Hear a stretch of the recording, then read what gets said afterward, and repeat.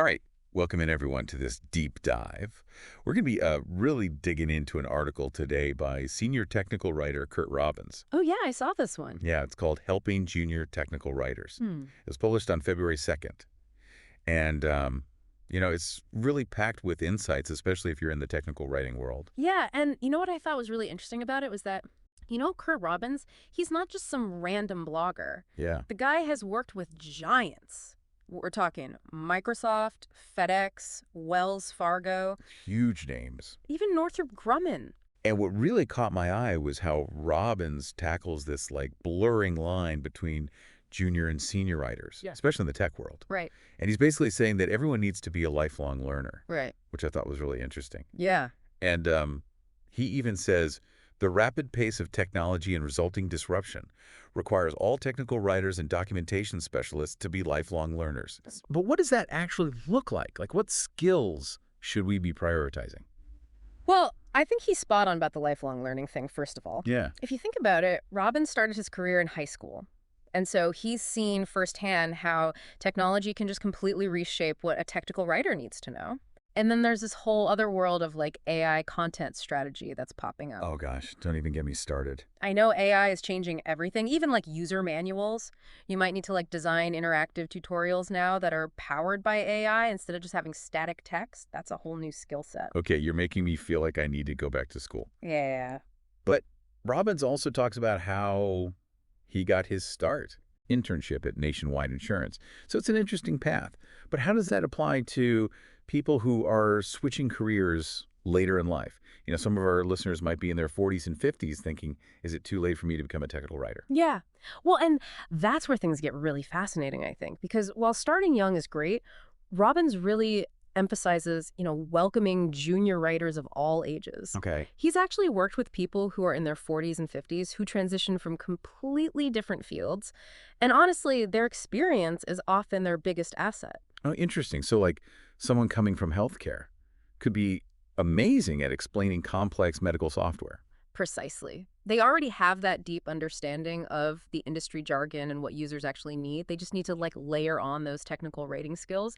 And those transferable skills, communication, attention to detail, those are gold no matter where you come from. So Robbins is saying, hey, if you can explain heart surgery to a 5-year-old, you can probably handle documenting some software. Exactly. And that's super encouraging, I think, for anyone out there who's thinking about making a career change. Yeah, for sure. But let's be honest, it's not just about passion, right? Right. We all got to pay the bills. Yeah. And Robbins is very upfront about the fact that this is a career, Yeah. not just a hobby. Right. This is how you make a living. In fact, he's built this whole community around it, a LinkedIn group with hundreds of members, a newsletter, even podcasts. So some people might say, okay, that's nice. But is that really necessary? Well, I think he's onto something with these communities. They're not just for like warm fuzzies and, making friends. It's about getting practical advice, how to level up your skills, Right. how to negotiate a better salary, how to even find freelance gigs. Robbins is basically saying, this is how we make a living. This is how we pay for those, ballet lessons and college tuition. Right. He even quotes that in the article. Okay, so he's bringing that real-world financial aspect into the conversation. I appreciate that. Yeah. But is it all about the money? What else do you think he's trying to achieve with these communities? Well, what I find really fascinating is that he's providing a safe space for writers to connect, Yeah. to share their struggles, their triumphs, to learn from each other. That sense of belonging is huge, especially in a field that can honestly feel pretty isolating at times. You're right. It's easy to get stuck in your own little writing bubble. Exactly. So these communities are a way to kind of break out of that and see the bigger picture. Yeah, absolutely. They help you stay current with industry trends, learn about new tools like Madcap Flare, for example, Yeah. and basically they help make sure that you're not falling behind. Okay. And Robbins is a big advocate for using those tools to climb the career ladder, to survive layoffs, even land those big promotions. He really sees technical writing as a superpower in today's job market. So what really matters, I think, is having that foundation of those technical writing skills that you can then apply to any tool. So it's not about mastering one specific program. Right. It's about being this tech chameleon. Yeah. ready to blend in with any new environment. Exactly. And that kind of brings us back to his core message, which is continuous learning. Right. He even has a podcast specifically about AI for technical writers. I mean, that's how dedicated he is to staying ahead of the curve. Wow, a podcast on AI for writers. I know. I'm adding that to my list. But all this talk about tools and skills, it's easy to get caught up in the technical side of things. Yeah. Do you think Robbins misses the mark on the more human aspects of technical writing? I don't think he misses the mark at all. Remember when he talked about how those career changers bring such valuable experience to the table? Right. A lot of that is about empathy, understanding user needs. So he's not just saying learn madcap flair and you're good to go. Right. He's emphasizing the importance of connecting with your audience, understanding their pain points, and making that complex information truly digestible. So it's not just about being a good writer, it's about being a good communicator. Yeah, Almost like a translator between the tech world and the everyday user. that's a great way to put it, yeah. And you know those like soft skills, collaboration, problem solving, Yeah. those are crucial too, especially as you move up in your career. Robbins talks about how senior writers often end up managing teams, leading projects. It's Yeah. not just about like sitting alone in a cubicle writing manuals anymore. And that kind of ties into his focus on financial success. Cool. You know, he wants technical writers to see their value, to negotiate fair salaries, to build those thriving careers. He even explicitly tells people to hire him at the end of the article He does. for their documentation and communication needs. Which shows that he's not just preaching, he's walking the walk, you know? Yeah. Building a successful business while also helping others to do the same. And that entrepreneurial spirit, that hustle, I think that's what makes him so relatable and inspiring. But I'm curious, you've mentioned some of the benefits of these online communities for junior writers. Right. But what about those who are already established in their careers? What's in it for them? That's a fantastic question because, you know, we often focus so much on helping those who are just starting out that we forget that even senior writers can benefit from that community. It's about staying sharp, learning from others' experiences, maybe even mentoring those who are just starting their journey. Yeah. You know, think of it like a continuous learning loop where everyone kind of brings something to the table. So it's not just a one-way street of senior writers dispensing wisdom. Right. It's more of a collaborative exchange where everyone learns and grows together. Exactly. And Robbins highlights this in his article.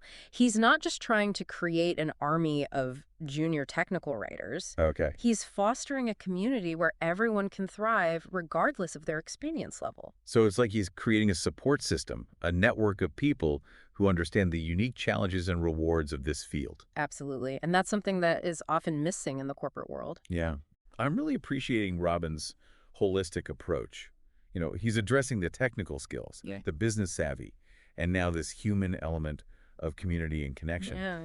But I'm wondering, does he ever talk about the creative side of technical writing? Mm. Because let's be honest, it's not all just dry manuals and specifications. Right. There's an art to making complex information engaging and even enjoyable to read. That's a brilliant point. And you're right. It's not always explicitly stated, but I think that creativity is woven throughout his message.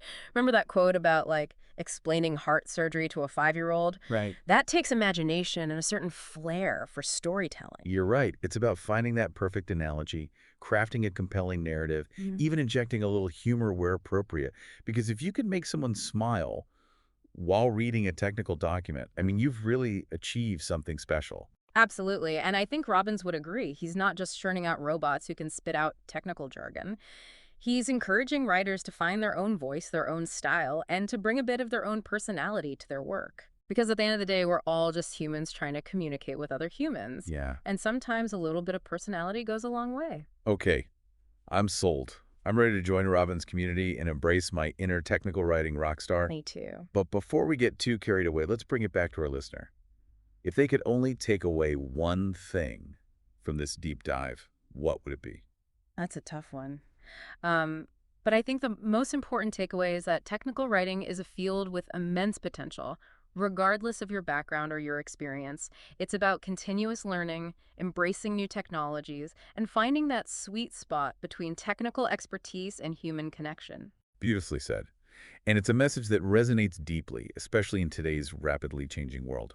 And that's what makes this field so exciting. It's full of possibilities, and ultimately, success is about defining your own path and pursuing it with passion and purpose. I love that. It's not about chasing someone else's definition of success. It's about creating your own. And I think Robbins would agree, he's all about empowering tech writers to take ownership of their careers and to find their own measures of success. Absolutely. And he provides a roadmap for doing that in this article.